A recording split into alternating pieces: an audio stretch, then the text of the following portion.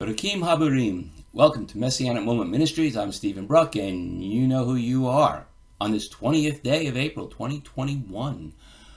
Well, when Yeshua sent his Talmudim, which means students, but in this case meant disciples, when he sent them out into the world to preach the good news, he told them to be as wise as serpents and gentle as doves. That's Matthew 10:16. He also told them in Luke 9:5 that if people in any of the towns rejected their message, that they should shake the dust off their sandals as a warning to them.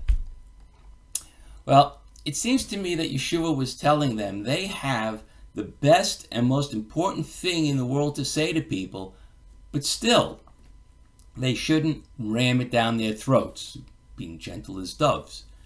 And if they are rejected, they should make sure the people know that their fate is now on their own heads, which is shaking the dust. But what about the part where he says, be wise as serpents? Aren't serpents sneaky? I mean, they slide along on their belly in the deep grass, hidden from view as they stalk their prey, or they camouflage themselves and stay perfectly still for days, sometimes even weeks, until some innocent animal comes by, and then they strike. That doesn't sound very holy, if you ask me. I mean, it doesn't even sound fair. But that isn't what Yeshua was talking about. Did you know that some venomous snakes can deliver a dry bite? That's a bite where they do not inject their venom. Venom takes time to replace and energy to make. And reptiles do not have an abundance of energy. So to waste venom on a bite to a creature that isn't food is not a wise thing for a snake to do. When we are talking to someone about God, Yeshua, and salvation, we are injecting them, not with poisonous venom, but with a vaccine against death and destruction of their soul. We are giving them life eternal in our words, and they have the option to accept what we say or reject it. Now, this is where we need to be wise as serpents, in that when we are in a discussion about the Bible, God, or Yeshua, and a confrontation begins to rear its ugly head, we need to step back and decide if we will continue to talk or shake the dust from our sandals. In other words, did we just deliver a dry bite? We need to pick our fights. Are we really just wasting our time, or is the person still open to hearing the truth? If we find ourselves getting frustrated with someone, that is the signal we are no longer gentle or wise, because frustration is the result of pridefulness. Yes, when you are just so fed up with this idiot who has no idea what he or she is talking about, spewing out traditional rhetoric that is just so wrong that you just want to wring their neck, well, this is the time to step back. You've delivered a dry bite. You have been rejected, and now it is time to shake off the dust. You do not and should not tell that person anything else. Don't tell them they aren't really saved. Don't tell them they do not know God or Yeshua. Do not tell them they are going to burn forever in hellfire. I mean, even if all that is true, it is not for you or me or anyone to say. Yeshua never told his Talmudim that they should verbally chop those who reject them into little pieces and insult their beliefs or tell them what will happen to them. He said to be gentle as doves and only to shake the dust off their sandals. Truth be told, if someone won't listen to the good news of Messiah, then shaking off the dust won't make them feel any different. But it isn't really for their sakes as much as it demonstrates those bringing salvation who have been rejected have done their jobs.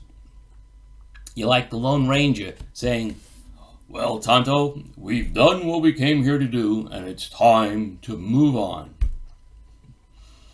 I want to make one more point, and this is the one that I believe is most important. When you are in a discussion with other believers, you need to be twice as diligent. how important this topic is to non-believers is generally much less than it is to those who have accepted Yeshua, because we are, well, in general, more certain, actually, I should say passionate, about our beliefs. So when we are discussing something with another believer, we need to remember that they can reject us just as anyone else can, and we might be rejecting them as well. Hey, no one knows everything. And another part of being wise is to be open to the fact that you might be the one with the wrong understanding. Here's a real life example. I was adamant that I would never take one of the COVID vaccines that uses messenger RNA. I was proud to announce that no one is going to screw around with my genome. And I had many friends who thought I was right and agreed with me, until one friend told me geneticists she knew debunked this rumor. And after doing the research I should have done from the start, I had to recognize and admit I was wrong. In fact, mRNA vaccines have been used and researched for decades.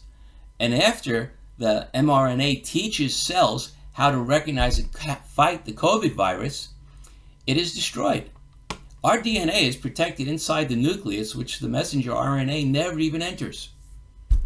Well, now, getting back to today's message, we want to help those who don't understand the truth about Yeshua's teachings, who have been misled by the traditional misinterpretation of the letters that Paul wrote, and especially those who think that the Torah is no longer valid because Yeshua did away with the need to follow God's laws. We also want to lead the Jewish people to understand that Yeshua is not the Jesus Christ they have been told about, that he did not create a new religion, and that he never taught anything but to obey the Torah, not just by doing as it says, but by spiritually letting it be written on one's heart. That's the true new covenant. Read it. It's in Jeremiah 31:31. So practice your delivery in order to be wise as serpents, and when you are feeling frustrated and rejected, pick your fight. If you have to ram it down their throats, stop. Now is the time to be gentle as doves and shake the dust. Do not get into an argument, because once the discussion becomes an argument, you have lost. And when you lose, they lose too. Salvation is available to everyone, but everyone won't take it. In truth, most will reject it. But what is even worse, if you ask me, is that many will accept Yeshua, but because of wrong teachings, at the end, they will find they never really had it right. Well, thank you for being here. And please, subscribe. Click on the icon here, and then go back to the website. There's a subscribe button in the right-hand margin there. Click that too, because these are separate lists. And please, share these messages with everyone you know to help this ministry grow. And never ask for money. Just that people be given the information they need to make an intelligent decision about where they want to spend eternity. That's it for today. So, Lehi Rot and Baruch Hashem.